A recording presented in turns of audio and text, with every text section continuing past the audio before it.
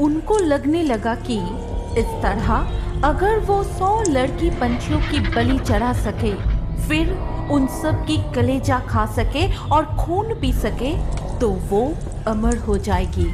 ये सोचकर वो हमेशा ही जंगल से कोई ना कोई लड़की पंछी उठाकर लाती थी और सबकी बलि चढ़ाती थी।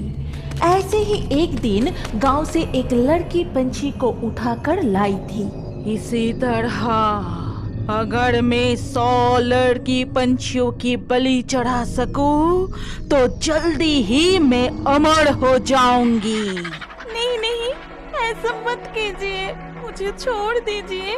तुम गलत हो, किसी को मारकर तुम अमर नहीं हो सकते। कृपा करके मुझे छोड़ दो। चुप कर छोटे पंछी, अमर तो मैं होके ही रहूंगी, लेकिन अफसोस वो देखने के लिए तू जिंदा नहीं रह पाएगी। ये कहते ही तंत्र साधिका शकुनी उस चिड़िया की बलि चढ़ा देती है और उस चिड़िया की कलीजा निकल के खाने लगती है। मुझे सिखाने आई, लेकिन मुझे अमर होने से कोई नहीं रोक सकता, भगवान भी नहीं। लेकिन उस चिड़िया की कटे हुए शरीर जंगल के बाकी पंछियों को मिलती है और सारे पंछी उस तंत्र साधिका शकुनी पे ही शक करने लगते हैं। इसके बाद से सारे पंछी शकुनी पे निगरानी करने लगते हैं, लेकिन इसके बारे में शकुनी को कुछ पता ही नहीं था। एक दिन फिर से वो एक लड़की पंछी को पकड़ कर लाती है और अपने घर में कैद करके रखती है। बस कुछ ही बलि बाकी है, कुछ दिन में ही 100 बलि पूरी हो जाएगी। रात हो जाने पर तेरी भी बलि चढ़ाऊंगी। मुझे छोड़ दीजिए, मैंने आपका क्या बिगाड़ा है? अब मुझे मारना क्यों चाहती हो? घर में मेरी माँ बीमार है, मुझे जाने दीजिए, मुझे जाने दीजिए। लड़की पंछी जोर जोर से रो रही थी।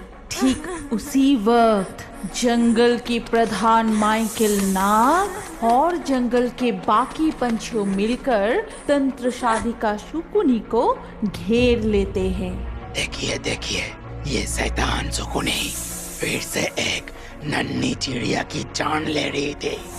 ऐसे ही कितने चिड़िया को ये मार डाली। उसे सजा मिलनी चाहिए, उसे मरना ही होगा। इसके बाद सारे पंछी मिलकर शकुनी को पीटने लगे और मार खाते खाते वो बुरी तरह से घायल भी हो गई। बस इतना ही सत्ता तुम सबका, मारो और मारो। बस एक बार मुझे अमर हो जाने दो, फिर सबको जिंदा चबा के खाऊंगी। ये शैतान चिड़िया इतनी आसानी से बाज में नहीं आएगी, इसे तो मरना ही होगा। इसके बाद सारे पंछी मिलकर उसे एक पेड़ से बांध देते हैं और बहुत पीटने लगे। फिर उसके शरीर में आग लगा देते हैं। मैं किसी को भी नहीं छोड़ूंगी। तुम सब ने क्या सोचा, मुझे मार के तुम सब बच जाओगे?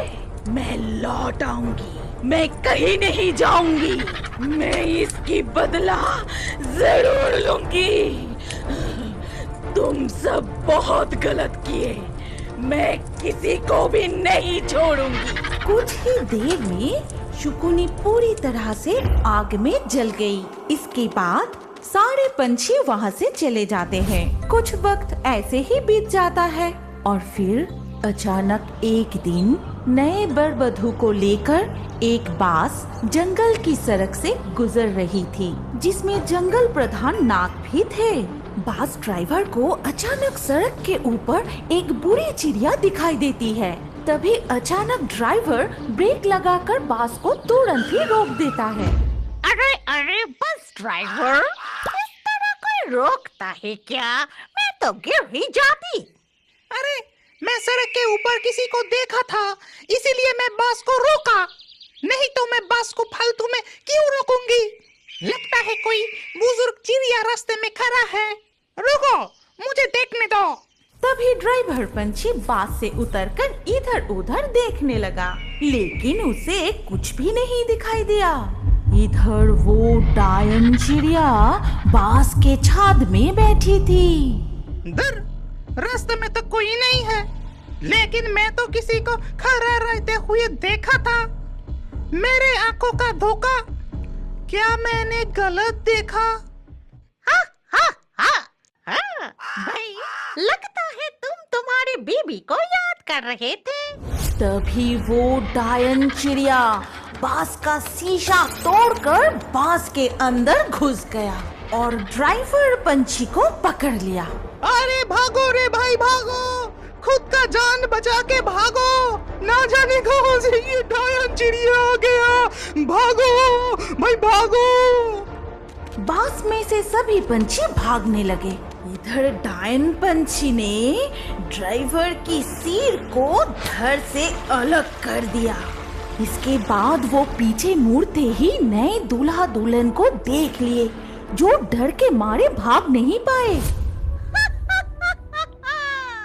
कन्या चिड़िया, उस दिन एक लड़के पंछी के लिए मेरी बलि असंपूर्ण रह गई थी, लेकिन इस बार मैं वो पूरा करूंगी। ये कह के वो डायन पंछी नई दुल्हन पंछी को पकड़ने जाती है। तभी उसके पति उसे बचाने के लिए सामने आ जाता है।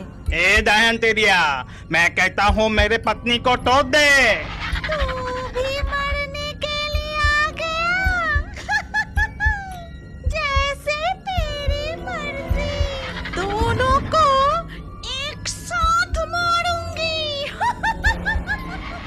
ये कहते ही डायन पंछी ने दोनों को एक साथ मार दिया और खून पीने लगी।